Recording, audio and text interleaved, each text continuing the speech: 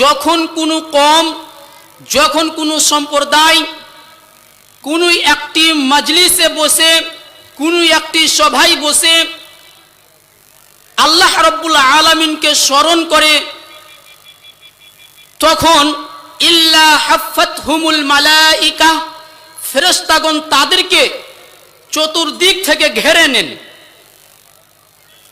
2 নম্বরে রাসূল সাল্লাল্লাহু আলাইহি সাল্লাম বলছেন ওয়া গাশিয়াতুহুমুর রাহমা, তাদের ওপর রহমত বর্ষিত হয়, রহমত দ্বারা তাদেরকে ফেরেশতাগণ ঢেকে নেন। 3 নম্বরে নবী করিম সাল্লাল্লাহু আলাইহি সাল্লাম বলছেন ওয়া নাযালাত আলাইহিমুস সাকিনাহ, তাদের ওপর শান্তি বর্ষিত হয়।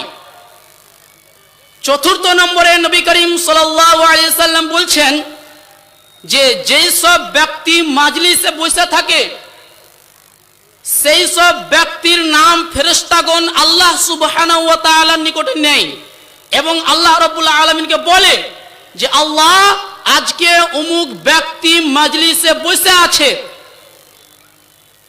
আল্লাহ রাব্বুল আলামিনের কাছে ফেরেশতাগণ নাম নেন।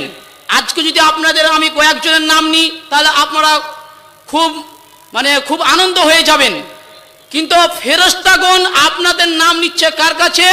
আল্লাহ সুবহানাহু ওয়া তাআলার নিকটে নিচ্ছে। তাহলে এর চাইতে আর বড় ফজিলত কি হতে পারে? অতএব যিনারা এখন পর্যন্ত মাজলিসে এসে বসেননি, অবশ্যই আপনারা বসে চান। আপনারা হয়তোবা ভাবতে পারেন যে ঝাড়খণ্ড থেকে বক্তা এসেছে, সুর দিয়ে আমাদেরকে মাতিয়ে দিবে। জি না, বিষয়টি এমন নয়। ইনশাআল্লাহ পবিত্র কোরআন ও সহিহ সুন্নাহ অনুযায়ী আপনাদের সামনে বক্তব্য রেখে যাব কোন আমলের ফজিলত কেমন রয়েছে। সর্বপ্রথম মনে রাখবেন, বক্তব্য শুনবেন, খুব লক্ষ্য করে আমার দিকে দেখে থাকুন এবং এক খেয়ালে বক্তব্য শুনবেন, নচেত আপনি বুঝতে পারবেন না। তা চলুন মূল বিষয়ে যাই। আল্লাহর রাসূল সাল্লাল্লাহু আলাইহি সাল্লাম বলছেন, কিতাবুজ জুহুদ হাদিস নাম্বার 494 নম্বর হাদিসে বলছে, লাইসা মিন শাইইন ইউকাররিবুকুম মিনাল জান্নাহ, এমন কোনো আমল নেই, এমন কোনো কর্ম নেই যেটা তোমাদেরকে জান্নাতের নিকটবর্তী করতে পারে, যেটা তোমাদেরকে জান্নাতে পৌঁছে দিতে পারে। ওয়া ইউবাইদুকুম মিনান নার, এমন কোনো কর্ম নেই, এমন কোনো কাজ নেই যা তোমাদেরকে জাহান্নাম থেকে দূরে সরিয়ে দিতে পারে। ইল্লা ক্বাদ আমারতুকুম বিহি, আমি মুহাম্মদ সাল্লাল্লাহু আলাইহি সাল্লাম তোমাদেরকে সেটা বলে দিয়েছি। কোন আমল মানুষকে জান্নাতে নিয়ে যাবে, কোন আমল মানুষকে জাহান্নামে নিয়ে যাবে, কোন কাজ মানুষকে জাহান্নামে নিয়ে যাবে, কোন আমল করলে মানুষকে জান্নাতে নিয়ে যাবে, সেটা নবী মুহাম্মদ সাল্লাল্লাহু আলাইহি সাল্লাম বলছেন, আমি আমার উম্মতদেরকে জানিয়ে দিয়েছি যে এই কাজ করলে আপনি জান্নাতে যাবেন, এই কাজ করলে আপনি জাহান্নামে যাবেন। পরের অংশে নবী করিম সাল্লাল্লাহু আলাইহি সাল্লাম বলছেন, ওয়ালাইসা মিন শাইইন, এমন কোন কাজ নেই, এমন কোন কর্ম নেই, ইউকাররিবুকুম মিনাল নার, যা তোমাদেরকে জাহান্নামের নিকটবর্তী করে, ওয়া ইউবাইদুকুম মিনাল জান্নাহ, আর জান্নাত থেকে তোমাদেরকে দূরে সরিয়ে দিতে পারে। আমি তোমাদেরকে সব এই ধরনের কাজ থেকে নিষেধ করে দিয়েছি যে এই কাজ করলে তোমাকে জাহান্নামে পৌঁছে দিবে, এই কাজ করলে তোমাকে জাহান্নামে পৌঁছে দিবে, এই কাজ করলে তোমাকে জান্নাতে পৌঁছে দিবে। প্রত্যেকটা আমল নবী করিম সাল্লাল্লাহু আলাইহি সাল্লাম স্পষ্ট ভাবে বলে দিয়েছে যে এই কাজ করবেন আপনি জান্নাতে যাবেন, এই কাজ করবেন আপনি জাহান্নামে যাবেন। প্রত্যেকটা কাজ কর্ম নবী করিম সাল্লাল্লাহু আলাইহি সাল্লাম স্পষ্ট ভাবে ঘোষণা করে গিয়েছে। সম্মানিত সুধীবৃন্দ, সর্বপ্রথম আপনাদের নিকটে আরেকটা বিষয় ক্লিয়ার করতে চাই, সেটা হচ্ছে যে ফাজাইলে আমাল বিষয়ে অনেকেই বলে থাকে জয়ীফ হাদিস গ্রহণযোগ্য। তবে মনে রাখবেন, জুমহুর সালাফদের মত অনুযায়ী ফাজাইলে আমলের ক্ষেত্রেও জয়ীফ হাদিস গ্রহণযোগ্য নয়। বিস্তারিত জানার জন্য কিতাবুল মাজরুহিন ইবনে হিব্বান প্রথম খণ্ড 328 পৃষ্ঠা দেখবেন, সেখানে ইমাম ইবনে হিব্বান রাহমাহুল্লাহ বিস্তারিত আলোচনা করেছেন। অতএব মনে রাখবেন, ফজিলতের ক্ষেত্রেও জয়ীফ হাদিস গ্রহণযোগ্য নয়। এই জন্য আজকে ইনশাআল্লাহ যেটা হাদিস বলবো প্রত্যেকটা হাদিস সহিহ ইনশাআল্লাহ। সম্মানিত সুধীবৃন্দ, তাহলে চলুন।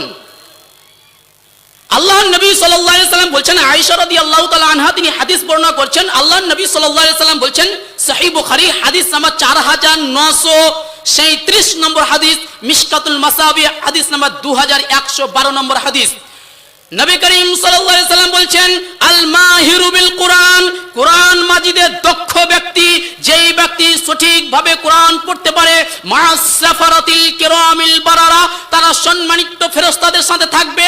যারা সঠিকভাবে কোরআন মাজিদ পড়তে পারে তারা সম্মানিত ফেরেশতাদের সাথে থাকবে।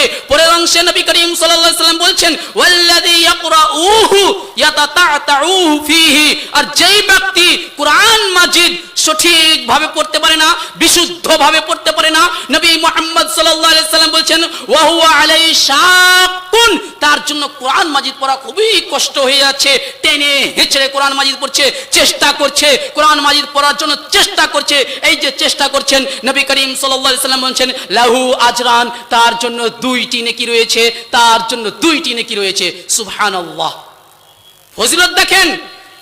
আল্লাহ নবী বলছে যেই ব্যক্তি সঠিকভাবে কোরআনুল কারীম পড়তে পারছে তার জন্য একটি নেকি রয়েছে। সেই নেকিটি কি? সেই ব্যক্তি সম্মানিত ফেরেশতাদের সাথে থাকবে, তো অর্থাৎ ওই ব্যক্তি জান্নাতে থাকবে। 2 নম্বরে নবী মুহাম্মদ সাল্লাল্লাহু আলাইহি সাল্লাম বলছেন যেই ব্যক্তি কোরআন মাজিদ সঠিকভাবে পড়তে পারে না, পড়ার জন্য চেষ্টা করছে, ওই ব্যক্তির জন্য দুইটি নেকি রয়েছে। এক, ওই ব্যক্তি কোরআন পড়ছে এক নেকি, আরেক নেকি হচ্ছে ওই ব্যক্তি চেষ্টা করছে, এটাও আরেকটা নেকি। অতএব কোরআন মাজিদের ফজিলত অনেক রয়েছে। আরেকটি হাদিস দেখাইলে আপনি বুঝতে পারবেন যে এই হাদিসটি সহিহ মুসলিম প্রথম খণ্ড 559 পৃষ্ঠা, হাদিস নম্বর 817 নম্বর হাদিস। উমর বিন খাত্তাব রাদিয়াল্লাহু তাআলা আনহু বলেন নবী করিম সাল্লাল্লাহু আলাইহি সাল্লাম বলেছেন ইন্নাল্লাহা ইয়ারফাউ বিহাযাল কিতাব, নিশ্চয় এই মহাগ্রন্থ আল কোরআন কিছু কিছু সম্প্রদায়কে উচ্চ মর্যাদায় পৌঁছে দেয়। ওয়া ইয়াদাউ বিআখরিন, আবার এই মহান গ্রন্থ কিছু কিছু সম্প্রদায়কে নিচ স্তরে নামিয়ে দেয়। কিভাবে? যে ব্যক্তি কোরআন মাজিদ সঠিকভাবে পড়তে পারে ওই ব্যক্তি উচ্চ স্তরে পৌঁছে যাবে, দুনিয়াতেও উচ্চ স্তরে পৌঁছে যাবে, আখিরাতেও উচ্চ স্তরে থাকবে। বাংলাদেশে সালেহ আহমদ তাকরিমের খবর আপনারা অনেকেই জানেন, যিনি কোরআন মাজিদ পড়ে আজকে থেকে পুরো বিশ্ব চিনছে। আপনার সৌদি আরবে কারি আব্দুর রহমান আস-সুদাইস হাফিজাহুল্লাহকে পুরো বিশ্ব চিনছে। কেন? এদেরকে কোরআন মাজিদ মান মর্যাদায় উঁচু উঠিয়ে দিয়েছে। আর যারা কোরআন মাজিদ পড়তে পারছে না, চেষ্টা করছে না, তাদেরকে দেখেন কোরআন মাজিদই নিচে নামিয়ে দিয়েছে। আর যারা কোরআন মাজিদ পড়তে পারছে মা'আস সাফারাতিল কিরামিল বারারা, তারা সম্মানিত ফেরেশতাদের সাথে থাকবে। এর চাইতে বড় ফজিলত আপনি কি নেবেন? অতএব কোরআন মাজিদ পড়ার চেষ্টা করুন। আপনি বলছেন যে আমার বাড়িতে সব সময় টেনশন, স্বামী স্ত্রী ঝগড়া, কেন ঝগড়া হবে? পাড়া প্রতিবেশীর সাথে ঝগড়া, কেন হবে ঝগড়া? আপনি বলছেন যে আমি এত টাকা পয়সা ইনকাম করছি, সব টাকা পয়সা আমার শেষ হয়ে যাচ্ছে, কোনো বরকত বুঝতে পারছি না, কেন? হাদিস সহিহ মুসলিম প্রথম খণ্ড 439 পৃষ্ঠা, হাদিস নাম্বার 817 নম্বর হাদিস। নবী মুহাম্মদ সাল্লাল্লাহু আলাইহি সাল্লাম বলছেন লা তাজআলু বুয়ুতাকুম মাকাবির, তোমরা তোমাদের বাড়িকে কবর বানিয়ে নিও না, তোমরা তোমাদের বাড়িকে কবর বানিয়ে নিও না। ইন্নাশ শাইতানা ইয়ানফিরু মিনাল বাইত, সেই বাড়ি থেকে শয়তান পলায়ন করে, সেই বাড়ি থেকে শয়তান পালিয়ে যায়। আল্লাযী তুকরাউ ফীহি সূরাতুল বাকারা, যেই বাড়িতে সূরাতুল বাকারা পাঠ করা হয়। আপনি বলুন তো বুকে হাত দিয়ে আপনার বাড়িতে কয়দিন সূরা বাকারা পাঠ করা হয়েছে? এই জন্য আপনার বাড়িতে শয়তান দিন রাত বসবাস করছে, আর শয়তান চায় যে স্বামী স্ত্রীর মাঝে ঝগড়া লাগুক। এই জন্য আপনার স্বামী স্ত্রীর মাঝে ঝগড়া ছুটছে না, দিন রাত ঝগড়া লেগেই থাকছে। আপনার বাড়িতে বরকত বুঝতে পারছেন না, কেন? আপনার বাড়িতে শয়তান বসবাস করছে।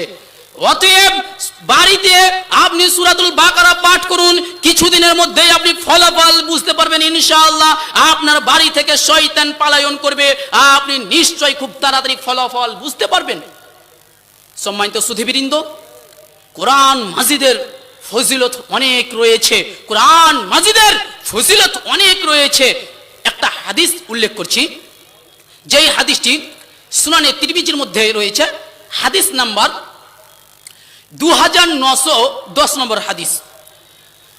আব্দুল্লাহ বিন মাসউদ রাদিয়াল্লাহু তাআলা আনহু বলেন, নবী করিম সাল্লাল্লাহু আলাইহি সাল্লাম বলেছেন, মান ক্বারা হারফাম মিন কিতাবিল্লাহ, যারা কোরআন মাজিদের একটি হরফ পাঠ করে তাদের জন্য ফালাহু হাসানাতুন, তাদের জন্য নেকি রয়েছে, ওয়াল হাসানাতু বিআশরি আমসালিহা, তাদের ওই নেকি একটি নেকি 10টি নেকির সমান।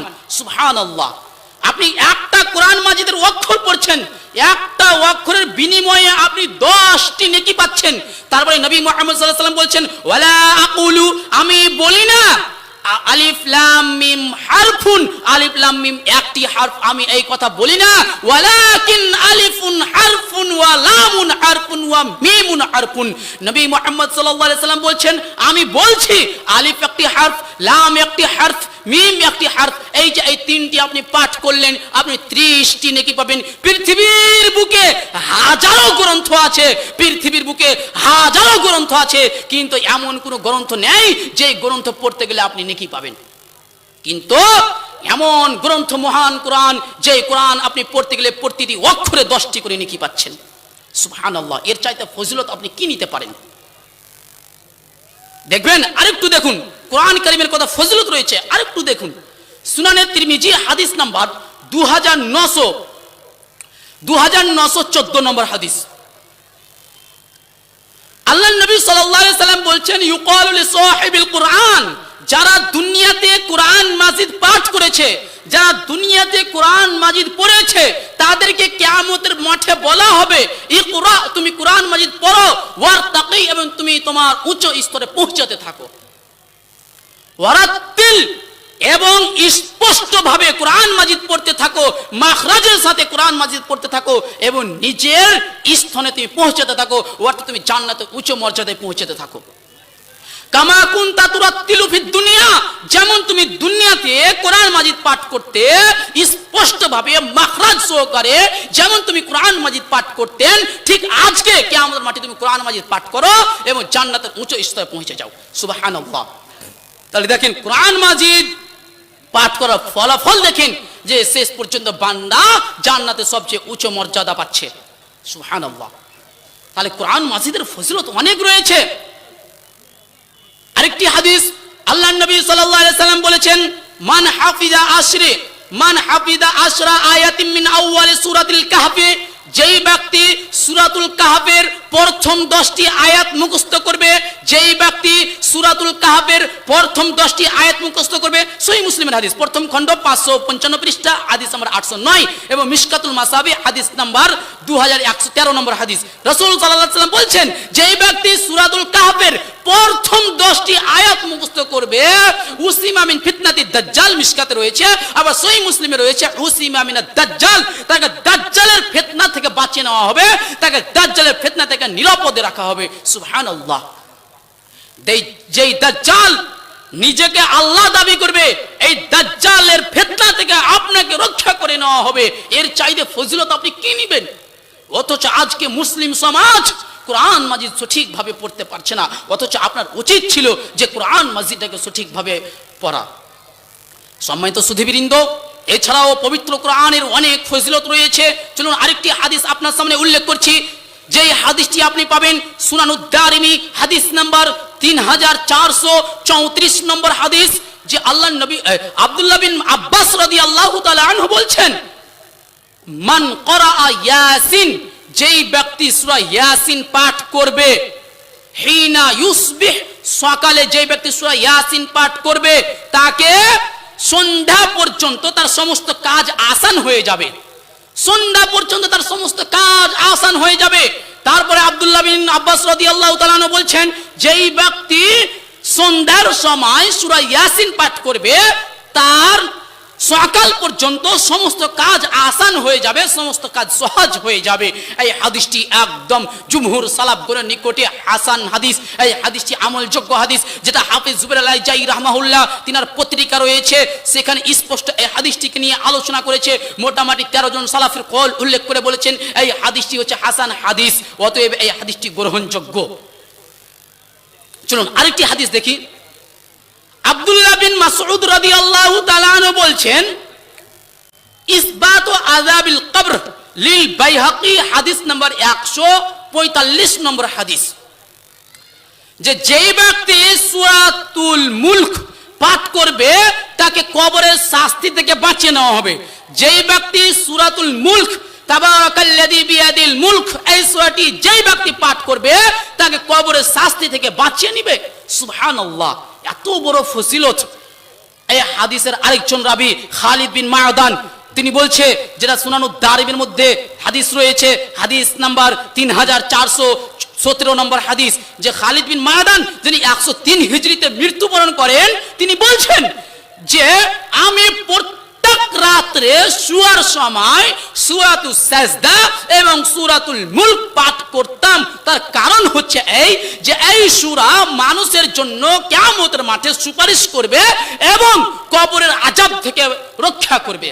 সুবহানাল্লাহ, সূরা মুলকের এত ফজিলত যে আপনাকে কবরের আযাব থেকে বাঁচিয়ে নিচ্ছে। তারপরেও আমরা আজকে এত বড় গুরুত্বপূর্ণ ফজিলত থেকে দূরে সরে রয়েছি। অতএব প্রত্যেকটা মুসলিমের জন্য জিম্মেদার যে অত্যন্ত এই সূরাটি আপনি শিখেন। প্রত্যেকটা মুসলিমের জন্য একান্ত জরুরি অত্যন্ত আপনি এই সূরাটি তো শিখেন, কেননা এই সূরা আপনার জন্য কবরের শাস্তি মাফ করে দিচ্ছে, আপনার কবরের শাস্তি মাফ করে দিচ্ছে।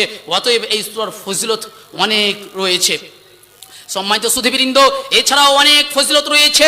চলুন এবার আসুন আমরা আরেক ধাপ অন্য সাইডে যাই, যেটা সালাত সম্পর্কে। সালাতের কেমন ফজিলত রয়েছে? আমরা তো সালাত নামাজ আদায় করছি, কিন্তু আমরা তো জানি না এর ফজিলত কেমন রয়েছে। সামান্য একটি আয়াত উল্লেখ করছি এর ফজিলত সম্পর্কে, নামাজের ফজিলত সম্পর্কে মাত্র একটি আয়াত উল্লেখ করছি, তাহলেই বুঝতে পারবেন। সূরা আনকাবুত সূরা নম্বর 29 আয়াত নম্বর 45 এর মধ্যে আল্লাহ তাআলা বলছেন, ইন্নাস সালাতা তানহা আনিল ফাহশাই ওয়াল মুনকার, নিশ্চয় সালাত মানুষকে, নিশ্চয় নামাজ মানুষকে ওয়াসলিল ওয়াসাত কাজ থেকে বিরত রাখে। নিশ্চয় নামাজ মানুষকে ওয়াসলিল ওয়াসাত কাজ থেকে বিরত রাখে। তাহলে আপনি সালাত আদায় করছেন, আপনি নামাজ পড়ছেন, তাহলে আপনি সমস্ত অন্যায় কাজ থেকে বিরত থাকবেন। সুবহানাল্লাহ, নামাজের পাওয়ার দেখেন। পৃথিবীর বুকে এমন কোন ইবাদত নেই যে ইবাদত করলে মানুষকে অন্যায় ও অসৎ কাজ থেকে দূরে রাখবে, কিন্তু সালাত নামাজ এমন এক ইবাদত যে এই সালাত নামাজ মানুষকে অন্যায় অশ্লীল অসৎ কাজ থেকে দূরে রাখবে। সুবহানাল্লাহ। চলুন আরেকটি হাদিস দেখি।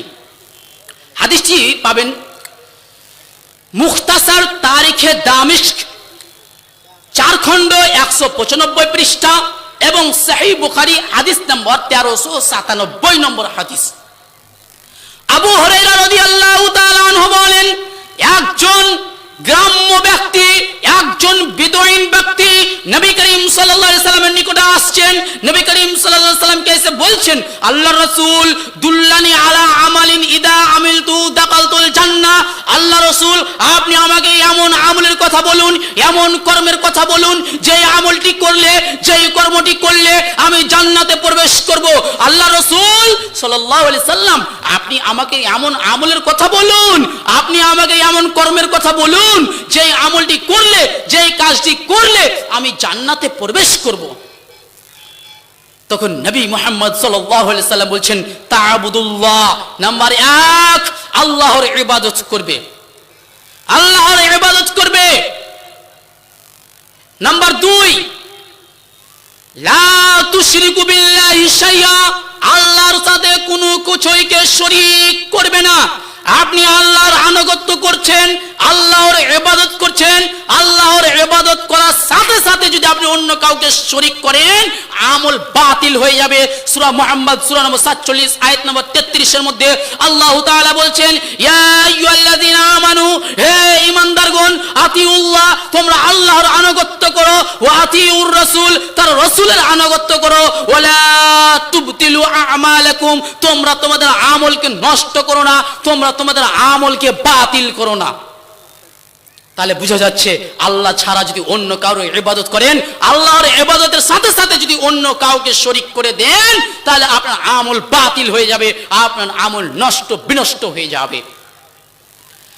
তৃতীয় নম্বরে নবী সাল্লাল্লাহু আলাইহি সাল্লাম বলেন, লা তুশরিকু বিল্লাহি শাইআ, তুমি আল্লাহর সাথে কোনো কিছুকে শরীক করবে না, আল্লাহর সাথে কোনো কিছুইকে শরীক করবে না, শরীক করলেই থাকার জায়গা জাহান্নাম। আল্লাহর সাথে কোনো কিছুইকে শরীক করলে থাকার জায়গা জাহান্নাম। সম্মানিত সুধীবৃন্দ, এখানে একটা বিষয় উল্লেখ করার চেষ্টা করছি, শিরক কাকে বলে এই বিষয়টি উল্লেখ করছি। যেহেতু এখানে শিরকের বিষয়টি এসেছে, এই জন্য আমাদের মধ্যে অনেকেই জানে না শিরক কাকে বলে। চলুন, ইমাম ইবনে মঞ্জুর আল্লাগবী রাহমাহুল্লাহ তিনি লিসানুল আরব 10 খণ্ড 449 পৃষ্ঠাতে বলছেন, ওয়া শিরকু আন ইয়াজআলাল্লাহু শারীকান, শিরক বলা হয় আল্লাহর সাথে কোনো কিছুকে অংশীদার করে দেওয়া, আল্লাহর সাথে কোনো কিছুকে শরীক করে দেওয়ার নামই হচ্ছে শিরক। কিভাবে? একটা আমার গাড়ি রয়েছে, আমি গাড়িটা 1 লক্ষ টাকা দিয়ে ক্রয় করেছি। হঠাৎ একজন ব্যক্তি এসে বলছে যে এই গাড়িটা হচ্ছে আমাদের সভাপতির। হঠাৎ এসে বলছে, অথচ সভাপতি সাহেব 1 টাকাও দেয়নি। একজন ব্যক্তি এসে বলছে সভাপতি সাহেব 70,000 টাকা দিয়েছে, অতএব গাড়িটা সভাপতিরও হবে। এই যে আমার গাড়ির সাথে সভাপতিকে আমি অংশীদার করে দিলাম, তাহলে বলুন এবার আমার রাগ কতটা উঠে। ঠিক শিরক বলা হয় আল্লাহর সাথে অন্য কাউকে শরীক করে দেওয়ার নামই হচ্ছে শিরক। এমন শিরক করলে আপনার থাকার জায়গা হয়ে যাবে জাহান্নাম। এই জন্য নবী মুহাম্মদ সাল্লাল্লাহু আলাইহি সাল্লাম বলছেন, সহিহ বুখারী হাদিস নাম্বার 2666 নম্বর হাদিস, নবী মুহাম্মদ সাল্লাল্লাহু আলাইহি সাল্লাম বলছেন, ইজতানিবুস সাবআল মুবিকাত, সঙ্গী সাথী তোমরা 7টি ধ্বংসাত্মক গুনাহ থেকে বেঁচে থাকো। 7টি এমন ধ্বংসাত্মক গুনাহ রয়েছে যা তোমাকে দুনিয়াতেও ধ্বংস করবে, আখিরাতেও ধ্বংস করে দিবে। অতএব 7টি ধ্বংসাত্মক গুনাহ থেকে বেঁচে থাকো। তখন সাহাবায়ে কেরাম বলছেন, ক্বালু ইয়া রাসূলুল্লাহ ওয়া মা হুন্না, আল্লাহ রাসূল ওই 7টি ধ্বংসাত্মক গুনাহ কি, যে 7টি গুনাহ করলে আমি দুনিয়াতে ধ্বংস হয়ে যাব, আখিরাতে ধ্বংস হয়ে যাব? ওই 7টি ধ্বংসাত্মক গুনাহ কি? নবী মুহাম্মদ সাল্লাল্লাহু আলাইহি সাল্লাম বলছেন, নাম্বার 1 আশ-শিরকু বিল্লাহ, আল্লাহর সাথে শরীক করা। নাম্বার 2 ওয়াস-সিহর, জাদু করা। নাম্বার 3 ওয়া কাতলুন নাফসিল্লাতী হারামাল্লাহু ইল্লা বিল হক, অন্যায়ভাবে কোনো মানুষকে হত্যা করা, অন্যায়ভাবে কোনো মানুষকে হত্যা করা। নাম্বার 4 ওয়া আকলুর রিবা, সুদ ভক্ষণ করা। নাম্বার 5 ওয়া আকলু মালি ইয়াতীম, ইয়াতীমের মাল অন্যায়ভাবে ভক্ষণ করা। নাম্বার 6 ওয়া তাওয়াল্লি ইয়াউমাজ যাহফ, যুদ্ধের ময়দান থেকে পলায়ন করা। নাম্বার 7 নবী মুহাম্মদ সাল্লাল্লাহু আলাইহি সাল্লাম বলছেন, ওয়া কাযফুল মুহসিনাতিল মুমিনাতিল গাফিলাত, সরলা নির্দোষা মহিলার উপরে জেনার অপবাদ দেওয়া। এই 7টি ধ্বংসাত্মক গুনাহ, এই 7টি গুনাহ আপনাকে দুনিয়াতেও ধ্বংস করবে, কাল কিয়ামত মাঠেও ধ্বংস করবে। এই 7টি গুনাহ আপনাকে দুনিয়াতেও ধ্বংস করবে, কিয়ামত মাঠেও ধ্বংস করবে। আরেকবার শুনুন 7টি গুনাহ কি। নাম্বার 1 আল্লাহ রাব্বুল আলামিনের সাথে শরীক করা। নাম্বার 2 জাদু করা, জাদু করাও হারাম, জাদু দেখাও হারাম। এইজন্য আব্দুল্লাহ বিন উমর রাদিয়াল্লাহু তাআলা থেকে সহিহ সনদে একটা হাদিস পাওয়া যায় যে যেই ব্যক্তি জাদু করবে এবং যেই ব্যক্তি জাদু দেখবে তোমরা উভয়কে হত্যা করে দাও। অতএব জাদু দেখাও হচ্ছে কাবিরা গুনাহ, জাদু করা হচ্ছে কাবিরা গুনাহ। অতএব জাদু দেখা ও করা থেকে বিরত থাকবেন। তারপরে নবী সাল্লাল্লাহু আলাইহি সাল্লাম বলছেন, ওয়া আকলু মালিল ইয়াতীম, ইয়াতীমের মাল অন্যায়ভাবে ভক্ষণ করা। অনেক মানুষ আজকে ইয়াতীমের মালকে অন্যায়ভাবে ভক্ষণ করছে, ইয়াতীমের মালকে অন্যায়ভাবে অনেকেই ভক্ষণ করেছে। মনে রাখবেন, যদি আপনি ভুল করে ইয়াতীমের মাল খেয়ে থেকেছেন তাহলে আপনি জাহান্নামের আগুন খেয়েছেন। অতএব ইয়াতীমের মাল যদি আপনি খেয়ে থাকেন আজকেই ফেরত দেন, নচেত আপনি জাহান্নামের আগুন খেয়েছেন, পরকালেও আপনার খুব শাস্তি রয়েছে। অতএব যদি ইয়াতীমের মাল খেয়ে থাকেন এখনই আপনি ফিরিয়ে দেন। তারপরে নবী মুহাম্মদ সাল্লাল্লাহু আলাইহি ওয়াসাল্লাম নম্বর 4 বলেছেন, ওয়া আকলুর রিবা, সুদ ভক্ষণ করা। নম্বর 5 ওয়া আকলুর রিবা, সুদ ভক্ষণ করা। জি, অনেকেই আমাদের মধ্যে সুদ ভক্ষণ করে, অনেকে আমাদের মধ্যে সুদ ভক্ষণ করে। তার মধ্যে একটা সূক্ষ্ম বিষয় আপনাদেরকে সুদের মধ্যে আমি বলে যাই, যেহেতু আমার বিষয় এইটা নয়, এই জন্য সবচেয়ে সূক্ষ্ম একটি বিষয় সুদ যা আমাদের মধ্যে অনেকেই করছি সেটা বলছি। দেখেন, আমাদের মধ্যে অনেকেরই টাকা পয়সা ছিঁড়ে যায়। তখন আমরা দোকানে যাই, তখন আমরা বলি, দেখেন এই 100 টাকাটা আমার ছিঁড়ে গিয়েছে, আপনি আমাকে এটা পরিবর্তন করে দিন। 100 টাকার বদলে আপনি 80 টাকা পাবেন, যেহেতু টাকাটা ছিঁড়ে গিয়েছে। এই যে 80 টাকা নিলেন 20 টাকা হয়ে গেল সুদ, 80 টাকা নিলেন 20 টাকা হয়ে গেল সুদ। অতএব এই সুদগুলো আমরা অনেকেই করে থাকি, জানতে না জানতে আমরা অনেকে এই ধরনের সুদগুলো করে থাকি। আরেকটা দেখাবো, আরেকটা হারাম কি, আমের সিজনে, আমের মৌসুমে আপনার আম ধরেছে গাছে, কিন্তু গাছে আপনার আম পাকেনি, তার আগে আপনি আম ক্রয় করে দিচ্ছেন, এটা হচ্ছে নাজায়েজ, এগুলো হচ্ছে সুদের মধ্যে পড়ছে। তো অতএব এগুলো হচ্ছে নাজায়েজ, এগুলো থেকে বিরত থাকবেন। আরো এই করে অনেক সুদ পাওয়া যাবে, যেমন আপনার গহনা, আপনার সোনা যেমন পুরাতন হয়ে যায়, তখন আপনি স্বর্ণকারের কাছে যান, তারপরে বলেন এই গহনাটা আমাকে পরিবর্তন করে দেন, তখন আপনি কিছুটা কম পাবেন। এই যে কিছুটা কম নিলেন, এটা হয়ে গেল সুদ। অতএব এই ধরনের লেনদেন দেওয়া থেকে বিরত থাকবেন, এই দেন লেনদেন নেওয়া থেকে বিরত থাকবেন, এগুলো সবই হচ্ছে সুদ। যাই হোক, মূল বিষয় আসছি যে আল্লাহ নবী সাল্লাল্লাহু আলাইহি সাল্লাম বললেন লা তুশরিকু বিল্লাহ, তুমি আল্লাহর সাথে কোনো কিছুকে শরীক করবে না। আল্লাহর সাথে শরীক করলেই তোমার থাকার জায়গা হয়ে যাবে জাহান্নাম। তারপরে ওই ব্যক্তি বলছে আবার আল্লাহ রাসূল, এরপরে কোন আমল রয়েছে, কি করব? তখন আল্লাহ নবী সাল্লাল্লাহু আলাইহি সাল্লাম বলছেন ওয়া তুকিমুস সালাতাল মাকতুবা, তুমি ফরজ সালাত নামাজ পড়বে। নাম্বার 3 নবী মুহাম্মদ সাল্লাল্লাহু আলাইহি সাল্লাম বলছেন তুমি ফরজ সালাত আদায় করবে। নাম্বার 4 নবী মুহাম্মদ সাল্লাল্লাহু আলাইহি সাল্লাম বলছেন ওয়া তুআদ্দিজ যাকাতাল মাফরুজা, তুমি ফরজ যাকাত দিবে। নাম্বার 5 নবী মুহাম্মদ সাল্লাল্লাহু আলাইহি ওয়াসাল্লাম বলছেন যে ওয়া তাসুমু রমাজান, রমাজানের রোজা রাখবে। বাস এই 4টি কাজ করবে না 5টি। নাম্বার 1 আল্লাহর ইবাদত করবে।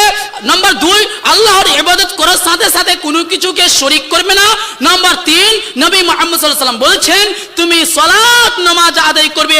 নাম্বার 4 যে তুমি ফরজ যাকাত প্রদান করবে।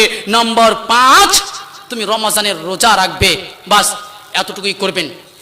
তখন ওই ব্যক্তি বলছেন, কে? ওই বিদয়ীন ব্যক্তি বলছে ওয়াল্লাযী নাফসি বিয়াদি, সেই সত্তার কসম যার হাতে আমার জান রয়েছে, যার হাতে আমার প্রাণ রয়েছে, লা আজিদু আলা হাজা, আপনি যতটা বললেন এর আমি বেশি করব না। এই যে আপনি 5টা কাজ বলেছেন, এই 5টা কাজের আমি আর বেশি করব না। সহিহ মুসলিম 14 নম্বর হাদিসে রয়েছে যে এর চাইতে আমি কমও করব না। আপনি যতটা বলেছেন আমি ততটাই করব, এর কমও করব না, এর বেশিও করব না। যখন ওই ব্যক্তি ফালাম্মা ওয়াল্লা, যখন ওই ব্যক্তি এই কথা বলে বাড়ির দিকে ফিরে যাচ্ছে, তখন নবী মুহাম্মদ সাল্লাল্লাহু আলাইহি ওয়াসাল্লাম বলছেন মান সাররাহু আয়ানজুরা ইলা রাজুলিন মিন আহলিল জান্নাহ ফালয়ানজুর ইলা হাজা। সঙ্গী সাথী, তোমরা কি জান্নাতি ব্যক্তি দেখতে চাও? তাহলে এই যে এই ব্যক্তিকে দেখে নাও, এই হচ্ছে জান্নাতি ব্যক্তি। যদি আপনিও এই 5টি কাজ করতে পারেন, অবশ্যই আপনিও জান্নাতে যাবেন। এই 5টি কাজ যদি আপনি করতে পারেন, অবশ্যই আপনি জান্নাতে যাবেন। আরেকটি দলিল শুনুন, সুনানে তিরমিজি হাদিস নাম্বার 2616 নম্বর হাদিস। আবু উমামা বাহিলি রাদিয়াল্লাহু তাআলা আনহু হাদিস বর্ণনা করেন, নবী মুহাম্মদ সাল্লাল্লাহু আলাইহি ওয়াসাল্লাম শেষ হজের ভাষণে এই কথা বলেছেন। নাম্বার 1 তোমরা আল্লাহকে ভয় করো। নাম্বার 1 আল্লাহকে ভয় করো। নাম্বার 2 সাল্লু খামসাকুম, 5 ওয়াক্ত নামাজ আদায় করো। নাম্বার 3 ওয়াসুমু শাহরাকুম, রমজান মাসের রোজা রাখো। নাম্বার 4 নবী সাল্লাল্লাহু আলাইহি ওয়াসাল্লাম বলছেন তোমরা তোমাদের ধন সম্পদের যাকাত প্রদান করো। নাম্বার 5 নবী মুহাম্মদ সাল্লাল্লাহু আলাইহি ওয়াসাল্লাম বলছেন যে তোমরা ওয়াতিউ জা আমরিকুম, তোমরা আল্লাহ এবং তার রাসূলের আনুগত্য করো। তাদখুলু জান্নাতা রাব্বিকুম, তোমরা তোমাদের রবের জান্নাতে প্রবেশ করো। কয়টা কথা বললেন? 5টি কথা বললেন। 5টি যে কাজ করে নিবে, যে ব্যক্তি 5টি কাজ করে নিবে, ওই ব্যক্তি জান্নাতে প্রবেশ করবে। যেই ব্যক্তি 5টি কাজ করবে, ওই ব্যক্তি জান্নাতে প্রবেশ করবে। চলুন একের পর এক নিয়ে আলোচনা করি। নাম্বার 1 নবী সাল্লাল্লাহু আলাইহি সাল্লাম বলেছেন আল্লাহকে ভয় করো। আল্লাহকে ভয় করতে হলে আপনার উপকার কি হবে জানেন? চলুন আগে দুনিয়াবি উপকার কি রয়েছে এটা দেখি। সূরা তালাক সূরা নম্বর 65 আয়াত নম্বর 3, 2 এবং 3 আল্লাহ রাব্বুল আলামিন স্পষ্ট বলছেন যে যেই ব্যক্তি আল্লাহ রাব্বুল আলামিনকে ভয় করবে, ওয়া মান ইয়াত্তাকিল্লাহা ইয়াজআল লাহু মাখরাজা, যেই ব্যক্তি আল্লাহ রাব্বুল আলামিনকে ভয় করবে ওই ব্যক্তির জন্য আল্লাহ রাব্বুল আলামিন বাঁচার পথ বের করে দিবেন। ওয়া ইয়ারযুকহু মিন হাইসু লা ইয়াহতাসিব, আল্লাহ রাব্বুল আলামিন ওই ব্যক্তিকে এমন জায়গা থেকে রুজি দিবে যা ওই ব্যক্তি পরিকল্পনাও করতে পারবে না। দেখেন, আপনি আল্লাহ রাব্বুল আলামিনকে দুনিয়াতে ভয় করবেন, এক আপনার আল্লাহ রাব্বুল আলামিন বাঁচার পথ বের করে দিবেন। আপনাকে একজন বলেছে আমি তোকে হত্যা করব, তখন আপনি আল্লাহ সুবহানাহু ওয়া তাআলার নিকটে চলে আসুন, আল্লাহ সুবহানাহু ওয়া তাআলার কাছে দোয়া করুন, আল্লাহ উমুকে চেয়েছে আমাকে হত্যা করব, তুমি আমাকে হেফাজত রাখুন। এই যে আল্লাহ সুবহানাহু ওয়া তাআলাকে ভয় করুন, আল্লাহ সুবহানাহু ওয়া তাআলার নিকটে দোয়া করুন, আল্লাহ রাব্বুল আলামিন আপনাকে এই ধরনের মুসিবত থেকে বাঁচিয়ে নেবে। তারপরে নবী আল্লাহ রাব্বুল আলামিন বলছেন, আপনি খেতে পাচ্ছেন না, আপনি রুজি রোজগার করতে পারছেন না, আপনি আল্লাহকে ভয় করুন, আল্লাহ রাব্বুল আলামিন আপনার রুজির ব্যবস্থা করে দিবে, আল্লাহ সুবহানাহু ওয়া তাআলা আপনার রুজির ব্যবস্থা করে দিবে। স্পষ্ট আল্লাহ রাব্বুল আলামিন বলেন, ওয়া ইয়ারযুকু মিন হাইসু লা ইয়াহতাসিব, আল্লাহ সুবহানাহু ওয়া তাআলা আপনার এমন জায়গা থেকে রুজির ব্যবস্থা করবে যা আপনি পরিকল্পনাও করতে পারবেন না। আপনি দিনরাত কাজ করছেন, বরকত হয় না কেন? আপনি আল্লাহ রাব্বুল আলামিনকে ভয় করছেন না, আপনার পরিবার আল্লাহ রাব্বুল আলামিনকে ভয় করছে না, আপনার সন্তান আল্লাহ রাব্বুল আলামিনকে ভয় করছে না। এই জন্য আপনার বাড়িতে আজকে রুজি নেই, এই জন্য আজকে আপনার বাড়িতে রুজি শেষ হয়ে গিয়েছে। সম্মানিত সুধীবৃন্দ, 2 নম্বরে হচ্ছে যে আপনার এটা তো হলো দুনিয়াবি ফায়দা, দুনিয়াতে উপকার। আখিরাতে কি উপকার রয়েছে? আল্লাহ সুবহানাহু ওয়া তাআলাকে ভয় করবেন, আখিরাতে কি উপকার রয়েছে? চলুন পবিত্র কোরআন সূরা নাজিআত সূরা নম্বর 79 আয়াত নম্বর 40-41 এর মধ্যে আল্লাহ তাআলা বলছেন, ওয়া আম্মা মান খাফা মাকাম রাব্বিহি ওয়া নাহান নাফসা আনিল হাওয়া ফাইন্নাল জান্নাতা হিয়াল মাওয়া। যেই ব্যক্তি ওয়া আম্মা মান খাফা মাকাম রাব্বিহি, যেই ব্যক্তি তার রবের সামনে দণ্ডমান হওয়াকে ভয় করেছে, যেই ব্যক্তি ভাবছে আমি আমার রবের সামনে কিভাবে খাড়া হব, এই যে ভয় করছেন আপনি, নবী মুহাম্মদ সাল্লাল্লাহু আলাইহি ওয়াসাল্লাম বলছেন ওয়া নাহান নাফসা আনিল হাওয়া, যেই আল্লাহ রাব্বুল আলামিন বলছেন ওয়া নাহান নাফসা আনিল হাওয়া, যেই ব্যক্তি নিজের নফসকে, যেই ব্যক্তি নিজের অন্তরকে গুনাহ থেকে বাঁচিয়ে নিয়েছে, ফাইন্নাল জান্নাতা হিয়াল মাওয়া, তার জন্যই রয়েছে জান্নাতুল মাওয়া। সুবহানাল্লাহ। সম্মানিত সুধীবৃন্দ, তাহলে দেখেন আল্লাহ রাব্বুল আলামিনকে আপনি ভয় করছেন, এক আল্লাহ রাব্বুল আলামিনকে ভয় করে আপনি যাবতীয় গুনাহ থেকে বিরত থাকলেন। চুরি রয়েছে, জেনা রয়েছে, প্রেম প্রীতি রয়েছে, অশ্লীল প্রেম প্রীতি রয়েছে, এগুলো থেকে আপনি বিরত থাকলেন, আল্লাহ রাব্বুল আলামিনের ইবাদত করলেন খুব মনোযোগ সহকারে, আল্লাহ রাব্বুল আলামিনের ইবাদত করলেন। আল্লাহ রাব্বুল আলামিন এই ইবাদতের কারণে আল্লাহ রাব্বুল আলামিন আপনাকে জান্নাত প্রদান করবে, সেই জান্নাতটি হচ্ছে জান্নাতুল মাওয়া। সুবহানাল্লাহ। তাহলে অবশ্যই আল্লাহ রাব্বুল আলামিনকে ভয় করুন, ইনশাআল্লাহ আপনার আল্লাহ রাব্বুল আলামিন বাঁচার পথ বের করে দিবে দুনিয়াতেও এবং আখিরাতেও। আল্লাহ রাব্বুল আলামিন আপনাকে জান্নাতে প্রদান করবে, জান্নাত আল্লাহ রাব্বুল আলামিন আপনাকে প্রদান করবে। আমরা প্রত্যেকে চাই যে আমরা জান্নাতে যাব। আপনি এত দান সাদকা করছেন কেন? আপনি চান যে আমি জান্নাতে যাব, এই জন্য তো আপনি এত দান সাদকা করছেন। আপনি নামাজ পড়ছেন কেন? আপনি চান যে আমি জান্নাতে যাব। আপনি যাকাত দিচ্ছেন কেন? আপনি চাচ্ছেন আমি জান্নাতে যাব। পৃথিবীতে এমন কোনো মানুষ নেই যেই মানুষ চায় না যে আমি জান্নাতে যাব না। প্রত্যেকটি মানুষই চায় যে আমরা জান্নাতে প্রবেশ করব, আর এই জান্নাতে প্রবেশের কারণেই আমরা আজকে এতগুলো ইবাদত করছি। যদি আমরা আল্লাহ রাব্বুল আলামিনকে ভয় করে চলি, আমরা যদি আজকে যাবতীয় গুনাহ থেকে বিরত থাকি, তাহলে ইনশাআল্লাহ আমাদের সব পাপ আল্লাহ রাব্বুল আলামিন ক্ষমা করে দিবে। আপনি আল্লাহ রাব্বুল আলামিনের নিকটে তওবা করুন। তওবারও ফজিলত অনেক রয়েছে, তওবারও গুরুত্ব অনেক রয়েছে। আপনি গুনাহ করে ফেলেছেন, নিরাশ হবেন না, আল্লাহ রাব্বুল আলামিনের নিকটে তওবা করুন। আল্লাহ সুবহানাহু ওয়া তাআলা পবিত্র কোরআনুল কারীমের মধ্যে তওবার কথা একাধিক জায়গায় বলছে যে বান্দা তোমরা আমার নিকটে তওবা করো, তোমাদের সমস্ত পাপগুলোকে ক্ষমা করে দিব, তোমাদের পাপগুলোকে ক্ষমা করবই করব, এগুলোতে নেকিতে পরিবর্তন করে দিব। সুবহানাল্লাহ। এগুলোকে আল্লাহ রাব্বুল আলামিন বলছে আমি নেকিতে পরিবর্তন করে দেব। চলুন তওবা সম্পর্কে কিছু রেফারেন্স দিই। পবিত্র কোরআন সূরা বাকারা 2 নম্বর সূরা 54 নম্বর আয়াত, পবিত্র কোরআন সূরা বাকারা 2 নম্বর সূরার 1 নম্বর পারা 58 নম্বর আয়াত, পবিত্র কোরআন সূরা বাকারা 2 নম্বর সূরার 2 নম্বর পারার 160 নম্বর আয়াত, পবিত্র কোরআন সূরা বাকারা 2 নম্বর সূরার 2 নম্বর পারার 199 নম্বর আয়াত, পবিত্র কোরআন সূরা বাকারা 2 নম্বর সূরার 2 নম্বর পারার 222 নম্বর আয়াত, সূরা আল ইমরান 3 নম্বর সূরার 54 নম্বর আয়াত, সূরা আরাফ 7 7 নম্বর সূরার 143 নম্বর আয়াত, 153 নম্বর আয়াত, সূরা আনফাল 8 নম্বর সূরার 38 নম্বর আয়াত, 33 নম্বর আয়াত, 70 নম্বর আয়াত, সূরা তওবা আপনার 2 নম্বর আয়াত, 5 নম্বর আয়াত, 6 নম্বর আয়াত এবং 104 নম্বর আয়াত, 102 নম্বর আয়াত, 106 নম্বর আয়াত, সূরা তাহরিম 66 নম্বর সূরার 28 নম্বর পারার 8 নম্বর আয়াত এবং সূরা ফুরকান 25 নম্বর সূরার 70 71 নম্বর আয়াত। এছাড়া একাধিক জায়গায় আল্লাহ রাব্বুল আলামিন বলছে, বান্দা তোমরা আমার নিকট তওবা করো, আমি তোমাদের সব পাপকে ক্ষমা করে দেব, তোমার যত গুনাহ রয়েছে সব গুনাহকে ক্ষমা করে দেব। তার মধ্যে সূরা তাহরিম, চলুন সূরা তাহরিমে আয়াত নম্বর 8 এর মধ্যে আল্লাহ তাআলা বলছেন, ইয়া আইয়ুহাল্লাযিনা আমানু, হে ঈমানদারগণ, তুবু ইলাল্লাহ, তোমরা আল্লাহ রাব্বুল আলামিনের নিকট তওবা করো, তাওবাতান নাসুহা, খালিস তওবা, বিশুদ্ধ তওবা। আসা রাব্বুকুম, আশা করি তোমাদের রব, আইয়ুকাফিরা আনকুম সাইয়্যাতিকুম, আল্লাহ রাব্বুল আলামিন তোমাদের গুনাহকে maaf করে দিবে, তোমাদের গুনাহকে মোচন করে দিবে, তোমাদের গুনাহকে ক্ষমা করে দিবে। ওয়া ইউদখিলুকুম জান্নাতিন, আল্লাহ সুবহানাহু ওয়া তাআলা তোমাদেরকে জান্নাতে প্রবেশ করাবে। জান্নাতে তো প্রবেশ করাবে এমন জান্নাতে প্রবেশ করাবে তাজরি মিন তাহতিহাল আনহার, যেই জান্নাতের পাদদেশে, যেই জান্নাতের নিচে ঝর্ণা প্রবাহিত হবে। সুবহানাল্লাহ, আল্লাহ রাব্বুল আলামিন বলছে, বান্দা তুমি যতই গুনাহ করেছো কেন আমার নিকট তওবা করো, আমি তোমার সব পাপকে ক্ষমা করে দিব। আল্লাহ রাব্বুল আলামিন সূরা ফুরকান 25 নম্বর সূরার 70 71 নম্বর আয়াতে বলছে যে যারা গুনাহ করেছে তাদের সম্পর্কে বলছে, যারা গুনাহ করেছো, অলরেডি যারা গুনাহ করে ফেলেছো, তোমরা নিরাশ হইও না, আল্লাহ রাব্বুল আলামিনের নিকট তওবা করো, সৎ কর্ম করো, নেক আমল করো। ফাউলাইকা ইউবাদদিলুল্লাহু সাইয়্যাতিহিম হাসানাত, আল্লাহ রাব্বুল আলামিন আপনার এই গুনাহগুলোকে নেকিতে পরিবর্তন করে দিবে। সুবহানাল্লাহ, আপনি চুরি করে ফেলেছেন, তওবা করুন, আপনার এই চুরির গুনাহটাকে আল্লাহ রাব্বুল আলামিন নেকিতে পরিবর্তন করে দিবে।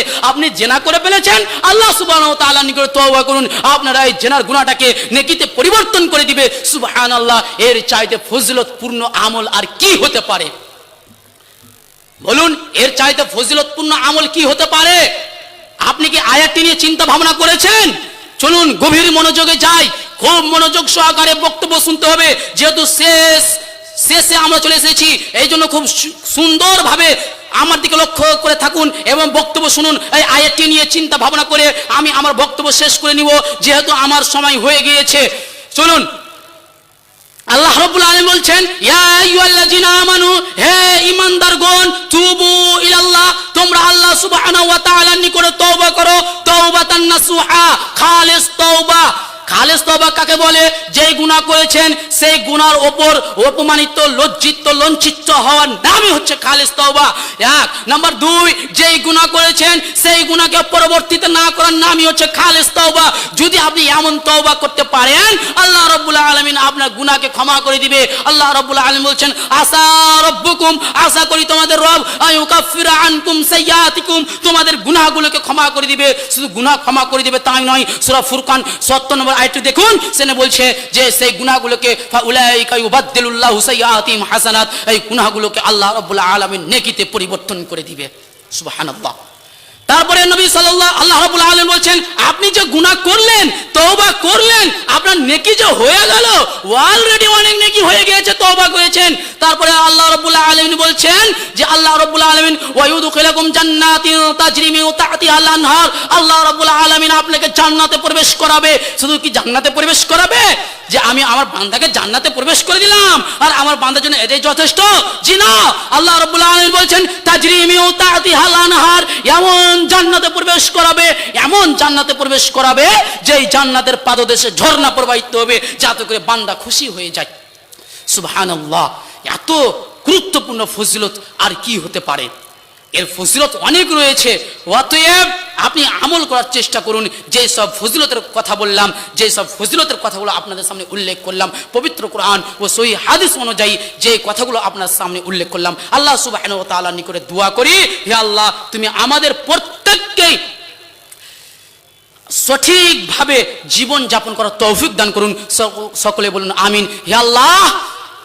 আমাদেরকে সকলকে পবিত্র কোরআন ও সহিহ সুন্নাহ অনুযায়ী জীবন যাপন করার তৌফিক দান করুন। পরিশেষে আল্লাহ সুবহানাহু ওয়া তাআলার নিকটে আবারও দোয়া করি, হে আল্লাহ, আজকে যারা এই মজলিসে উপস্থিত হয়েছে তুমি তাদের গুনাহগুলোকে ক্ষমা করে দিন, সকল আমিন। হে আল্লাহ, আর যারা উপস্থিত হতে পারেনি তাদেরও গুনাহগুলোকে ক্ষমা করে দিন, সকল আমিন। আল্লাহ সুবহানাহু ওয়া তাআলার নিকটে এই দাবি, এই দাওয়া রেখে আমি আমার বক্তব্য ইতি করছি। ওয়া আখিরু দাওয়ানা আনিল হামদুলিল্লাহি রাব্বিল আলামিন। আসসালামু আলাইকুম ওয়া রাহমাতুল্লাহি ওয়া বারাকাতুহু।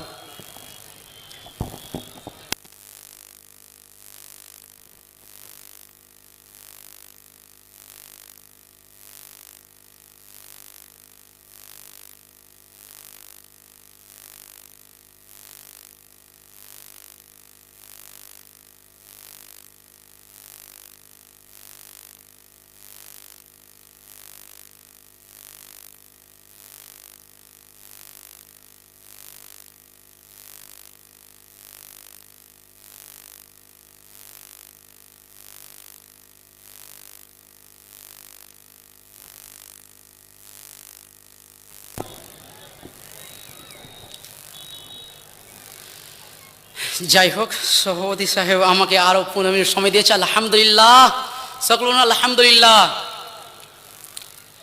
তো কথাগুলো খুব মনোযোগ সহকারে শুনবেন, কথাগুলো আপনারা খুব মনোযোগ সহকারে শুনবেন।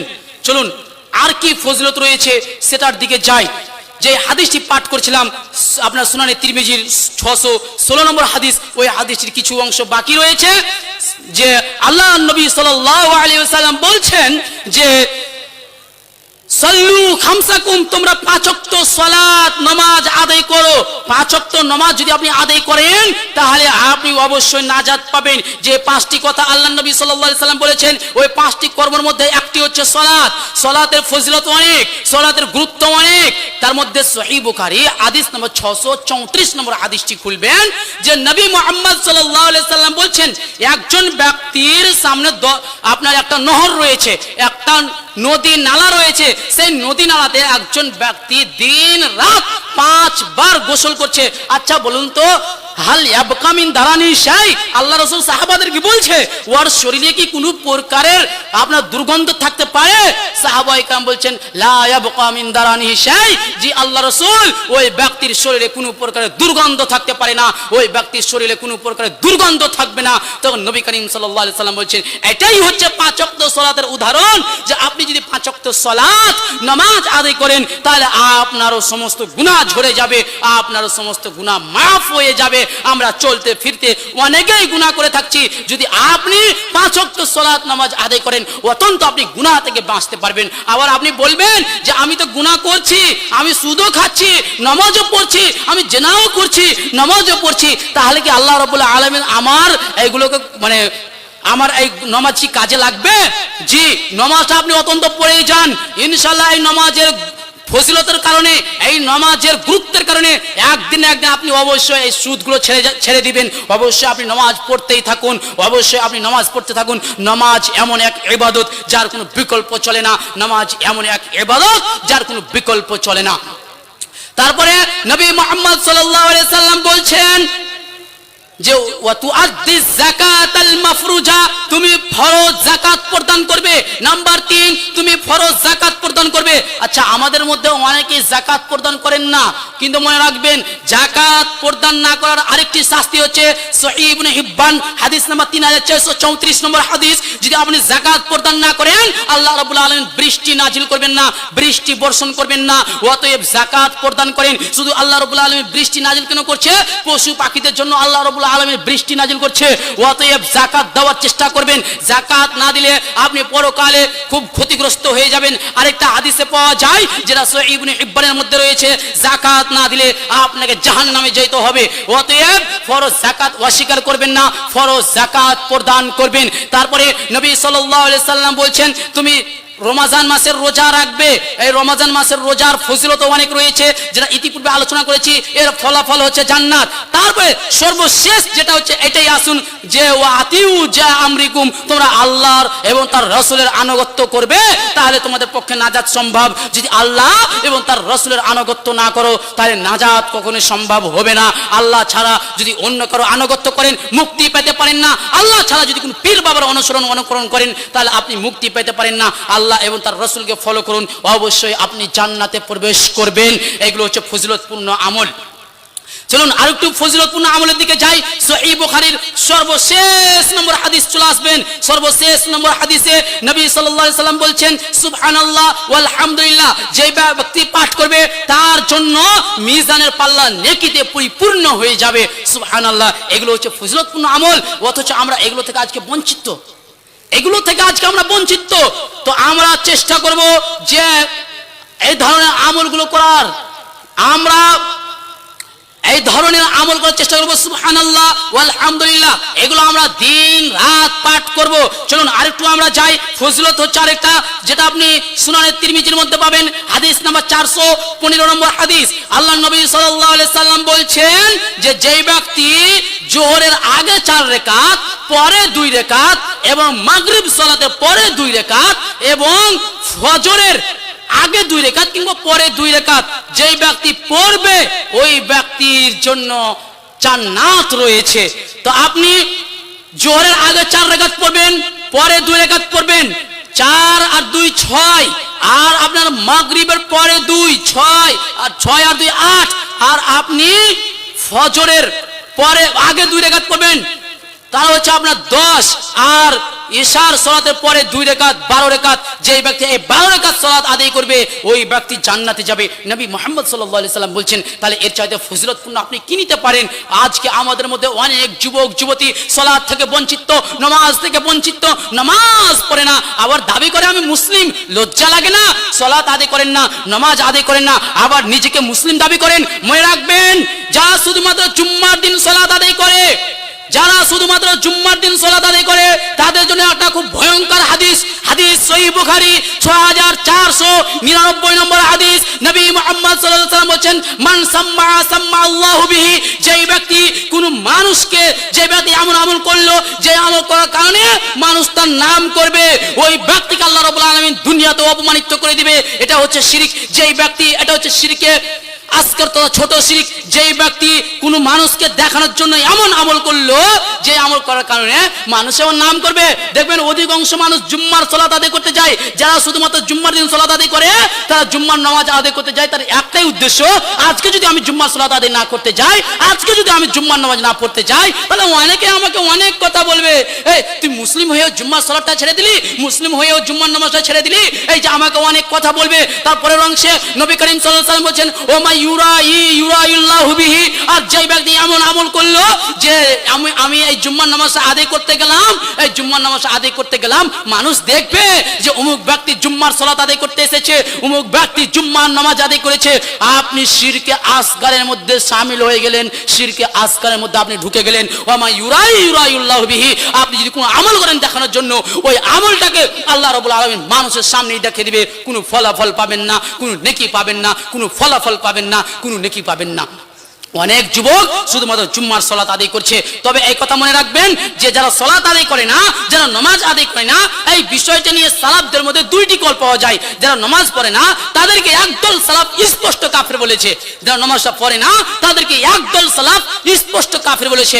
আরেক দল সালাফ বলছে না, যারা সালাত আদায় করে না কিন্তু ওই ব্যক্তি অস্বীকারও করে না, তাহলে ওই ব্যক্তি কুফরির মধ্যে শামিল রয়েছে, ওই ব্যক্তি কুফরি করেছে। তবে প্রসিদ্ধ মত অনুযায়ী যদি আপনি সালাত আদায় না করেন তাহলে আপনি নিজেকে মুসলিম দাবি করতে পারবেন না, এটা তো সত্য। অতএব যারা সালাত আদায় করে না, নামাজ আদায় করে না, তারা অধিকাংশ নেকি থেকে বঞ্চিত, তারা অধিকাংশ নেকি থেকে বঞ্চিত। অতএব সালাত নামাজ আদায় করার চেষ্টা করুন, সালাত নামাজ আদায় করার চেষ্টা করুন। আমি বলছি না যারা সালাত আদায় করে না তারা কাফের, কিংবা আমি এটাও বলছি না যারা সালাত আদায় করে না তারা কাফের নয়, আমি কিছুটাই বলছি না। তবে এতটুকুই বলতে পারি যে যারা সালাত আদায় করে না, নামাজ আদায় করে না, ওই ব্যক্তি নিজেকে মুসলিম দাবি করতে পারে না। যে ব্যক্তি সালাত আদায় করে না ওই ব্যক্তি মুসলিম নিজেকে দাবি করতে পারে না। অতএব আমি আপনি প্রত্যেকে সালাত আদায় করার চেষ্টা করি, এই সালাতের বিনিময় হচ্ছে জান্নাত। আল্লাহ সুবহানাহু ওয়া তাআলা আমাদেরকে প্রত্যেককে এই ধরনের আমল করার তৌফিক দান করুন। আল্লাহ সুবহানাহু ওয়া তাআলা আমাদের প্রত্যেককে এই ধরনের আমল করার তৌফিক দান করুন। চলুন আরেকটি হাদিস। আচ্ছা, যাই হোক, আমার সময় শেষ হয়ে গেছে। আল্লাহ সুবহানাহু ওয়া তাআলার নিকটে আবারও দোয়া করি, হে আল্লাহ, তুমি আমাদের প্রত্যেককেই মুমিন হিসেবে মৃত্যুবরণ করার তৌফিক দান করুন এবং তুমি আমাদেরকে এই ধরনের ফজিলতপূর্ণ আমলে অংশগ্রহণ করার তৌফিক দান করুন। সকল আমিন। এখান থেকে আমি আমার বক্তব্য ইতি করছি। ওয়া আখিরু দাওয়ানা আলহামদুলিল্লাহি রাব্বিল আলামিন। আসসালামু আলাইকুম ওয়া রাহমাতুল্লাহি ওয়া বারাকাতুহু। জাযাকুমুল্লাহু খায়রাল জাযা। আমরা ফাজাইলে আমল সংক্রান্ত আলোচনা শুনলাম। আমলের কত গুরুত্ব আছে আল্লাহ পাক কসম খেয়ে বলছেন, কসম খেয়ে